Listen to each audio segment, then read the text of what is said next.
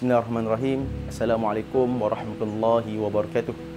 Jadi bersama dengan saya Ustaz Muhammad Faiz bin Idris selaku warden Pondok Madrasah Rihabil Abada. Jadi saya membuka peluang kepada tuan-puan yang dirahmati Allah sekalian untuk kita menyumbang untuk mempersiapkan sebuah fasiliti ataupun prasarana kepada pelajar untuk mendapat lebih keselesaan dalam sesi pengajian mereka. Jadi bangunan yang saya berdiri sekarang ni adalah bangunan Dewan Makan, memerlukan anggaran sekurang-kurangnya 40 ke 50 ribu ringgit untuk disiapkan.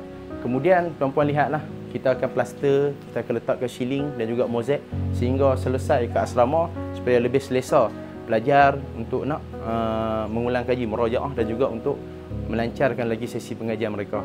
Jadi tuan-puan sini. Di sini dengan keluasan 70 kaki persegi lah, 70 kali 20 kaki.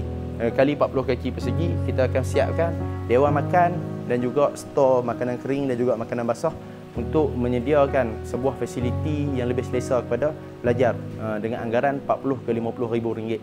Jadi menyumbanglah untuk anak-anak generasi yang akan datang. Semoga sumbangan yang tuan-puan berikan akan menjadi wakaf dan juga hadiah buat kita di akhirat kelak, insya-Allah. Jadi untuk sumbangan, tuan-puan jangan lupa tekan link di bawah, kemudian terus sumbang melalui website yang sedia ada. Terima kasih.